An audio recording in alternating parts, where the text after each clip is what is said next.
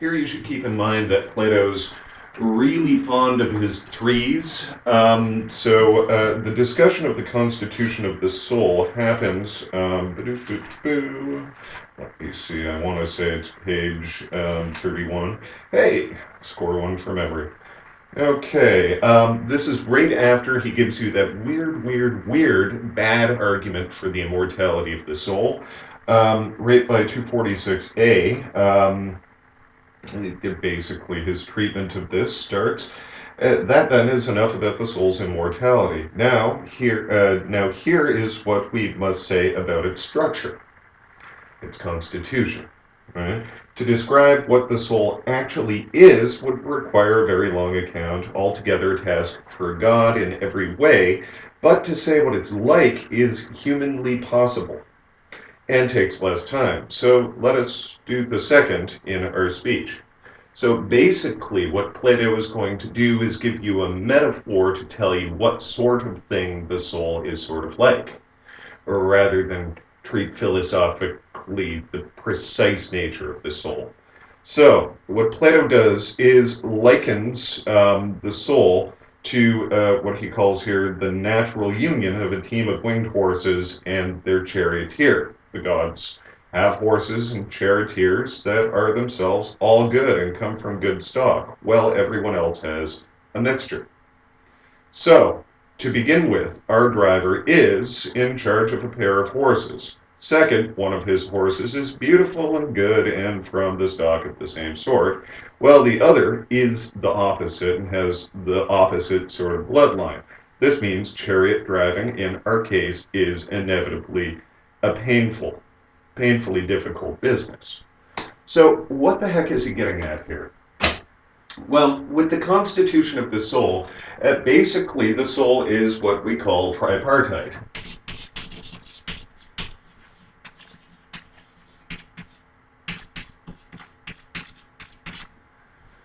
Which is a fancy way of saying it's got three parts.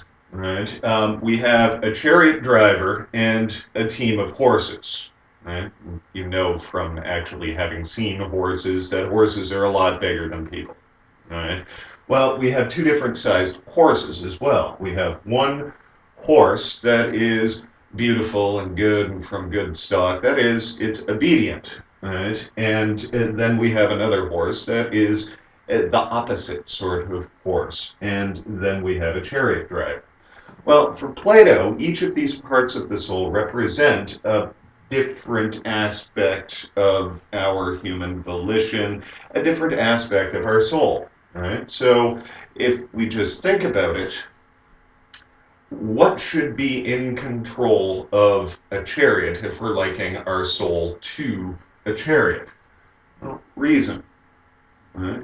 In a lot of cases, I've seen student responses to questions about the constitution of the soul and Plato, likening this to like an angel on one side and a devil on the other, and you have to choose. Right? Well, no. For Plato, really, reason should be the driver. You're not choosing between this horse and that horse. You're telling the horses what to do and where to go. Right? Ideally, anyway.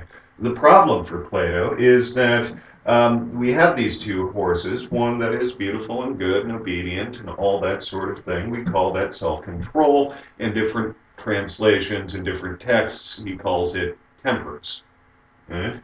And then we have the dark horse of desire, which is impetuous, and it wants what it wants when it wants it. Right? It doesn't listen to reason. Right? Later on in the metaphor, he talks about how, this horse, the good, the beautiful, the light horse, the one that listens to us, just listens to it's likened in the case of a chariot. This horse would listen to just verbal commands. Hey, horse, go over there, and the horse would go over there. Whereas this horse, you got to yell and you got to scream and you've got to use the whip and you've got to chide, and sometimes even then it doesn't listen. Right? So, more or less, right, what Plato has done is given an account of that earlier argument where Remember in his first speech where he said that love is some sort of desire, but even people who are not in love have the desire for beautiful things. So we have two principles that lead us, right? One is called being in our right mind, and that's where judgment is led by reasons towards what's best. And the other is the desire for the immediate gratification of pleasure.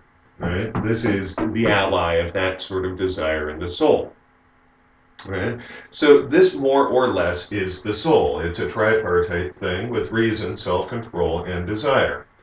Now, what Plato wants to claim is that the soul, even though this part is unruly and poorly trained and won't listen, right? The soul is more or less good, and it's directed towards good things. Right? Reason, through philia, note the root word of philosophy, right, which is a sort of love, is directed towards and desires wisdom or truth. Right? Self-control or temperance, through a sort of love, a spiritual sort of love that we call agape, is directed towards justice or the good. And this dark horse of desire, this impetuous horse that wants what it wants when it wants, is just poorly trained. But through Eros, which Plato, through Socrates, was pointing out is one of the Greek gods, this is why he's got to give his palinode to love, through Eros is directed towards beauty. Again, page 18. It's the unreasoning desire that overpowers a person's considered impulse to do right. This part of the soul right here, right, and is driven to take pleasure in beauty, which isn't so much a problem because beauty is one of the forms, except its force is reinforced by desire for beautiful bodies, and it takes its name from the word of force, and is called eros. Right? So more or less, what Plato is claiming is that the soul is this unequal distribution of motive forces, right? We have sorts of love that pertain to each part of the soul, and those loves, properly directed, when properly directed, are directed towards the soul's proper nourishment, which is some aspect of the perfect truth. Now, in an erotic relationship, what happens is that this dark horse of desire overpowers in the soul reason, which should be the soul steersman, and this obedient horse, the temperate or self-controlled horse, and drags the entire soul, along with the body, kicking and screaming towards what it misinterprets to be its object, the particular beautiful body. And we've already seen, when I was going over the last question on 39, sort of a description of this. Right? Of course, a man who was initiated long ago or who has become defiled is not moved abruptly from here a vision of beauty itself, which he sees uh, he sees what we call beauty here. So instead of gazing at the latter reverently, he surrenders to pleasure and sets out in the manner of a four-footed beast, eager to make babies and wallowing in vice. He goes after unnatural pleasure too, without a trace of fear or shame.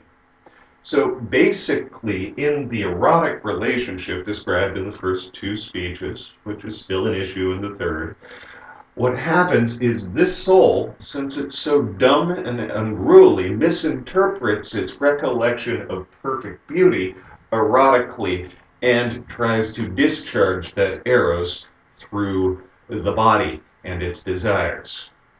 So basically, at this point, this aspect of the soul aligns itself with the body, and the body and this aspect of the soul try to jump all over the lover and make babies. He's becoming less abashed about talking about sex by about page 39. Right? So that's what happens in the erotic relationship. In the platonic relationship, think back to his description in Socrates' first speech, the second speech that what is it? Where is it? The second speech that he gave, where he strengthened strengthen Lysias's speech. Let's see, where is it? I should know this off the top of my head. Here it is. Do you remember that argument against Eros? This kind of erotic, overpowering, maddening kind of desire? Right? That these are the points you should bear in mind, my boy. You should know that the friendship of the lover arises without any goodwill at all, no like food. Its purpose is to sate hunger. So really the beloved is the object of desire. The alignment of this desire is part of the soul with bodily desires, right, in the human being, right? So this is the problem with Eros. It tends to overpower the better angels of your nature, right, and direct you towards the gratification of physical pleasure, which has no regard for the other person. So this is why Eros tends to be jealous and spiteful and hurtful and detrimental to the beloved, etc., etc., etc. Right? This is still a potential throughout all of these speeches. That's what happens in an erotic relationship. Whereas, you'll note the footnote attached to the final statement by 241b. Do wolves love lambs? That's how lovers befriend a boy. Footnote 47 points out that do wolves love lambs refers to that form, the verb for love, refers to agape. That's how lovers, that's Eros, befriend from philia a boy. So, what we've got is three parts of the soul. We've got three expressions of love pertaining, each of them, to a part of the soul and directing that soul towards an aspect of the perfect truth of the forms, its nourishment. Right? So what Plato wants us to do is basically take a cold shower and keep our pants on when we come across a beautiful body. Right?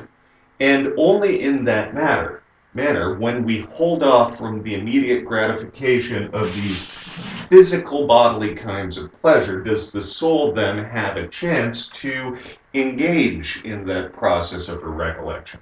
Right? So this part of the soul, when it experiences this erotic desire, its desire for beauty as it really is, according to Plato.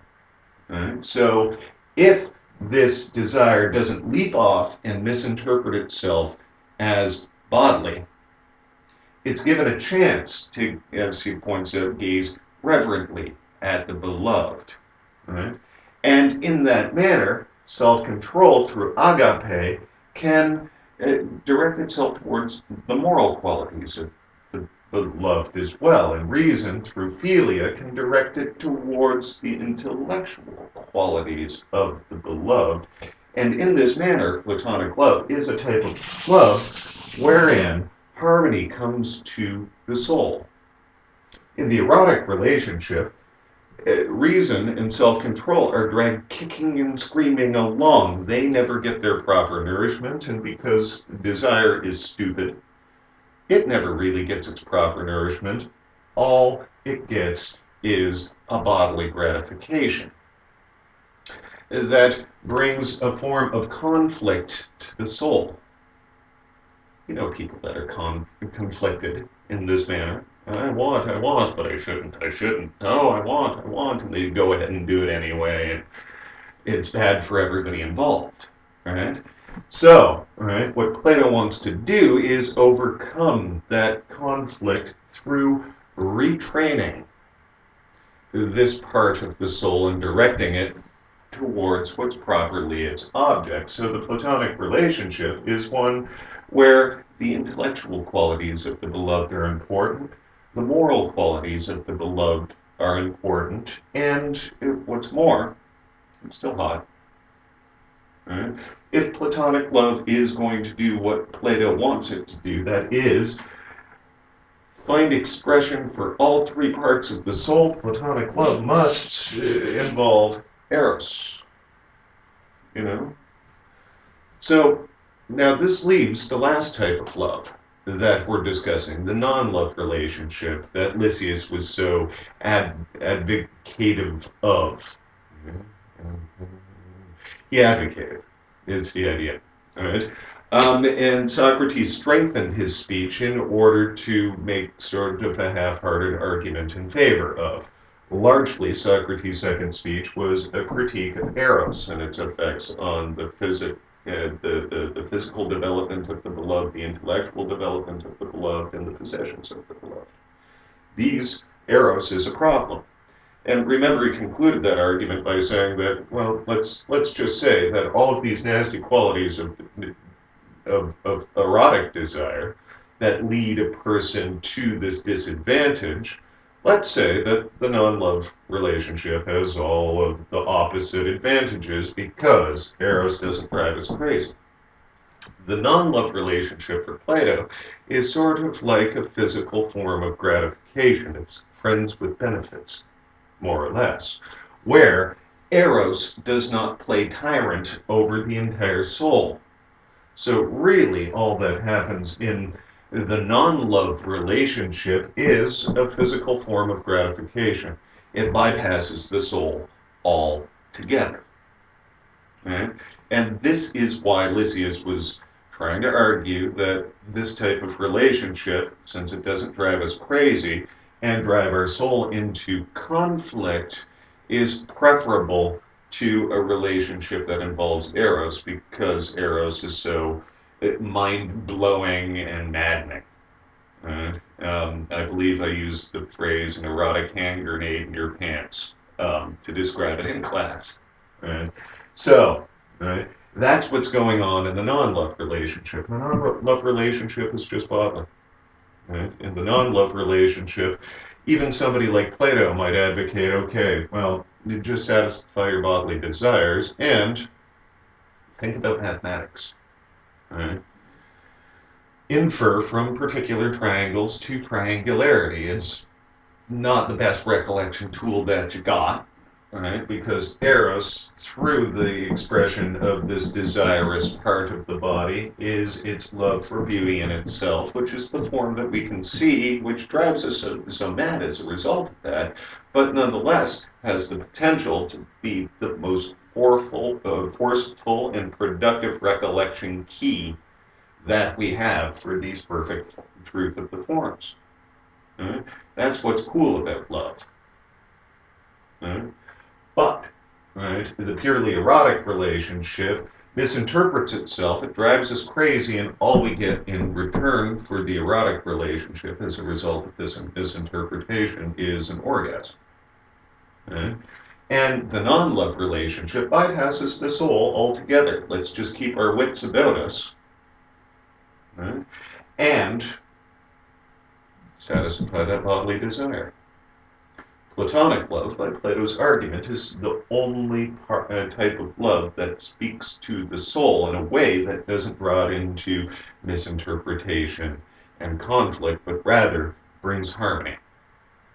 Right? All the parts of the soul are producing or are pursuing through the requisite types of love their proper nourishment, that which they really desire. So, all the parts of the soul get what they want. It's an ethically justifiable kind of relationship. And that's the second reason platonic love is a good sort of madness. It's still madness, but it's similar to those sorts of madness that were discussed. Right? The cathartic, the prophetic, and the poetic right? Types of madness, which are not bad, but productive.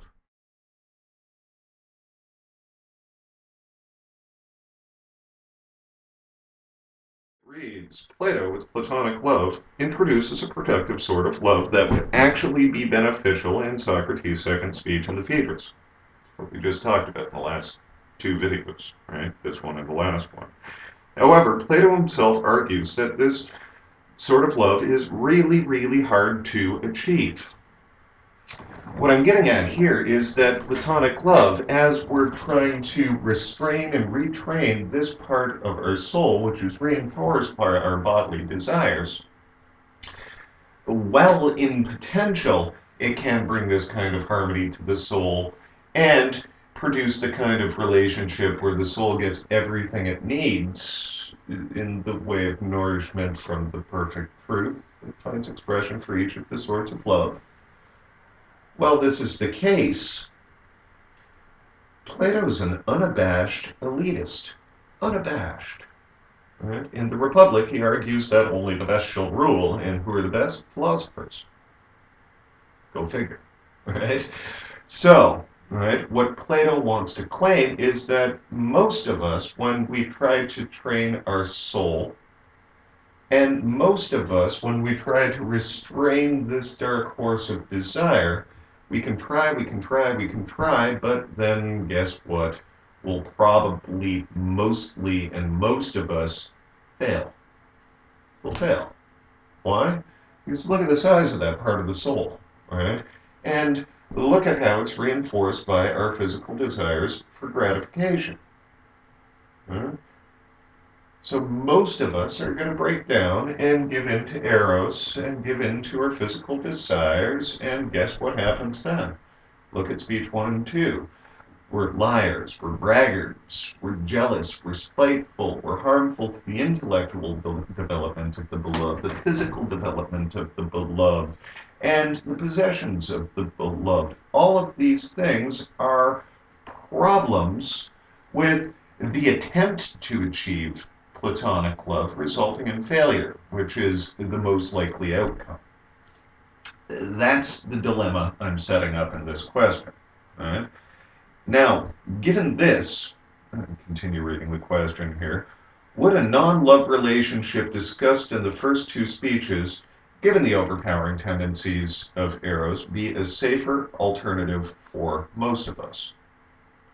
That said, if we want to feed our soul, maybe we should just study mathematics, stop mucking about with, like I call it, an erotic hand grenade in our pants. We're playing with fire, we're playing with dynamite, so maybe wouldn't it be more ethically viable, justifiable, and all around safer to just do away with all of this love, pursue a non-love kind of relationship that meets our physical needs, and study math, right? Infer from triangles to triangularity. Right? Or study nature and infer from particular trees to treeness. Right? There are other ways to get at these forms. There are other ways to nourish the soul. And given the fact that we become such jerks when eros gets the better of us, isn't this ethically viable? So basically what I'm asking you to do in this question, well, the question tells you, discuss this issue critically, presenting arguments to support your position, which address all sides of the issue. Now, proponents of the non-love position, they might cite all of the domestic violence kind of statistics in American and Canadian culture, actually showing that most attacks and crimes of passion actually occur as a result of this kind of passion. Right? So, given that, it seems almost unjustifiable to advocate that most people pursue this kind of love. It's crazy. And some might argue that, well, if you don't try to achieve this kind of love, then you're not really training your soul and you're neglecting the soul's harmony. Right? But I've just said there might be another way to train the soul so that it comes into a form of harmony, and perhaps one that doesn't involve jealous, spiteful, detrimental activity being perpetrated at the expense of the beloved. That might be a solid argument. Right?